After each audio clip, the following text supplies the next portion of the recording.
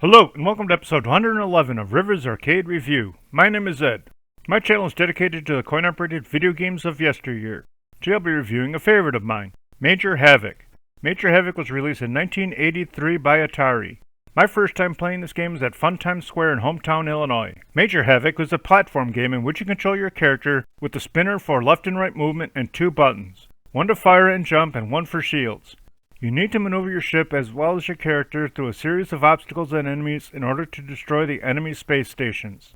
The game begins with your ship at the entrance of a triangular-shaped warp tunnel. You'll see your remaining lives at the bottom left of your screen tapping their feet. One of the characters will run toward the ship and jump into it, then it will begin flying through the warp tunnel. Once the ship makes it to the end of the tunnel, the first part of the game will begin. This game is played in multiple stages. The first stage of this game will have the radar display of your ship as well as the enemy space stations. The far left of the radar will display how close you are to the space station. The center portion will have the display of the top-down view of the next space station along with the enemies guarding it. On the right side of the radar will be two displays. The top half will display the front view of the next space station as well as the enemies, and on the bottom half of the right side of the radar will be a minigame of Breakout. You can play this minigame while your ship is approaching the enemy space station. During the Breakout game, you can bounce the ball off the paddle in order to break the bricks to earn extra points. If you miss the ball with the paddle, you will not lose a life. Once the ball hits a red brick, it will speed up, and when the ball hits the top of the playfield, your paddle will get smaller. You can also use this game to enter a warp code to advance to higher levels as well as receive bonus points. I will go into the warp codes later in this video. Once your ship reaches the space station, the second stage of the game will begin. Your ship will be at the bottom of the playfield while a series of colored robots will attack you while defending the space station. It takes 2 hits to destroy these enemies. You need to shoot these robots in order to advance to the next stage of the game. Contacting one of these robots or their shots will cost you a life. After destroying all the robots, your ship will automatically fly to the space station. Once you near the space station, gravity will begin to pull your ship toward the station.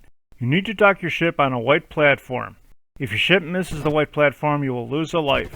After landing on the white platform, your character will immediately leave the ship and enter the space station.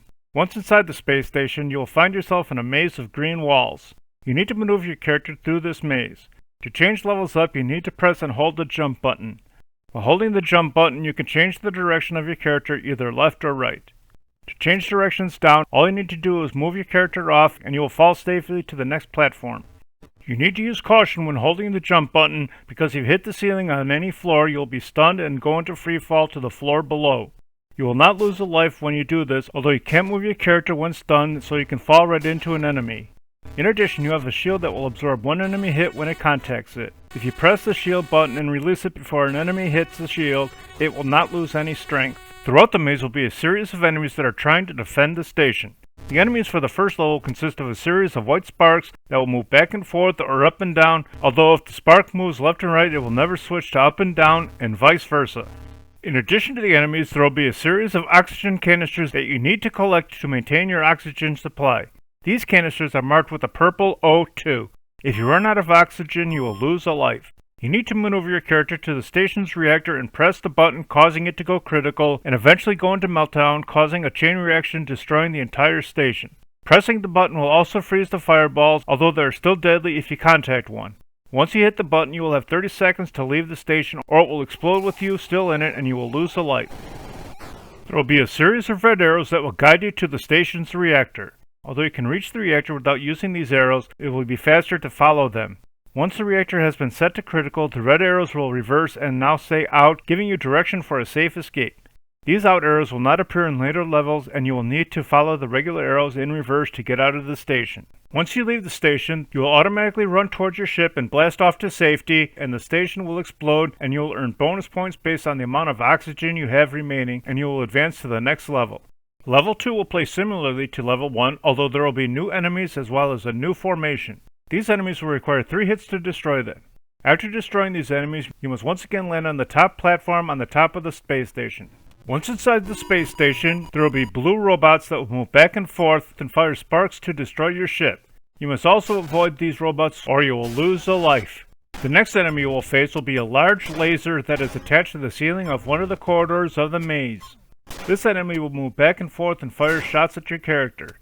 You must avoid this laser and shots or you will lose a life. The final thing you'll need to avoid will be the force fields. These force fields will be white lines that will also become zigzags, showing you that they are electrified. You must avoid these force fields or you will lose a life. Just like before, you need to activate the reactor and escape before it explodes. The third level will have a new enemy after the radar screen. This enemy will be a series of fireballs that will emerge from the space station. These fireballs will move across the playfield, forming a maze you need to maneuver your ship through in order to reach the space station. If you shoot these fireballs before they form the maze walls, you will have an easier time making it through the maze when your ship begins moving towards the space station. Once you land on the white platform, this station will have some new twists. Beginning with this station, there will now be one-way corridors. You can move both ways up until you reach the sign, then you will stop once you reach the sign. The next new item will be the transporter devices. There will be 2 of these devices in the space station. Entering one of these devices will cause your character to disappear and reappear in the other device. There is no limit to the number of times you can use these devices, although there is a delay before you can use the transporter devices again. Level 4 will have another new enemy before docking with the space station. There will be a series of ships that look like red lines with the yellow dot in the center. These ships are indestructible and need to be avoided or you will lose a life. While in the space station, you will find blue and yellow doors that are locked. There will be a corresponding key that will match the color of the door. You need to use these keys to unlock said doors. Other than these doors, the level will play the same as the other reactor levels. The beginning of level 5 will play like level 1, although there will be more and more difficult enemies. Inside the space station, there will be several red trip pads on the floors of the corridors. You need to jump over these pads because if you step on one, deadly red fireballs will be quickly fired toward your character. You need to avoid these fireballs or use your shields to absorb them or you will lose a life. The beginning of level 6 plays like level 2, although once again the enemies will be harder and larger in number. The inside of the space station will have a new obstacle. Above the red trip pads will be a series of spikes hanging from the ceiling, making it harder to maneuver through. Contacting these spikes will stun your character, although you will not lose a life. The beginning of level 7 will play like level 3, although faster and more difficult.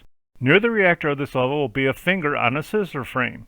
This frame is connected to a switch above it. You need to activate this switch before pressing the reactor button because if you don't, the finger will extend and reset the reactor, making it safe again. The beginning of level 8 plays like level 4, although much faster and more enemies.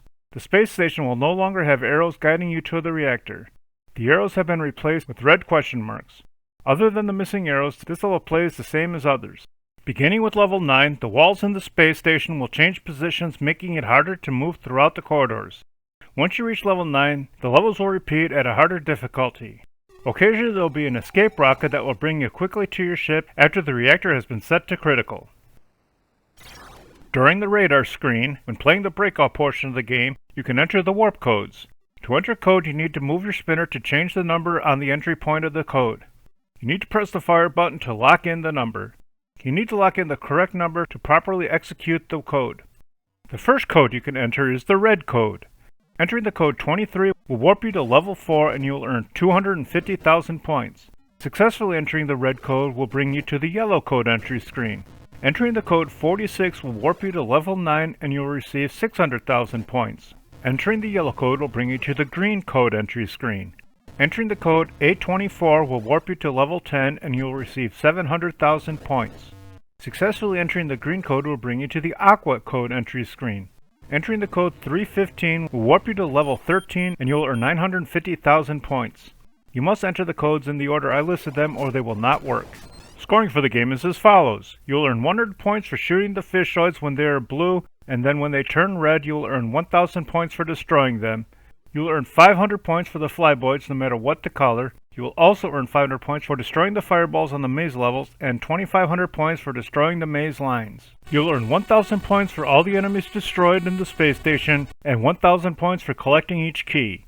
You will earn 100 points for collecting each purple oxygen canister and progressive points for collecting the yellow canisters. For example, you will earn 1,000 points for collecting the first yellow canister, 1,200 points for collecting the second, 1,400 for collecting the third, and so on. You will earn 100 points for each oxygen unit you have remaining when you destroy the space station. For the Breakout portion of the game, you will earn 1 point for breaking each blue brick, 4 points for breaking each green brick, and 8 points for breaking each red brick. Breaking all the bricks will award you an extra life. I really enjoyed playing this game, although I was never really great at it. I highly recommend playing this game, especially if you can find it in an arcade setting, because emulators don't do the game justice. I like this game more than Pack-and-Pal, but not as much as Galaga, so Major Havoc flies its way into the 31st position overall. Thanks for watching, I hope you enjoyed it. If you have any games you'd like me to review, please leave a message below or on my homepage. Please remember to hit like, share, and subscribe, and stay tuned to new videos every Sunday.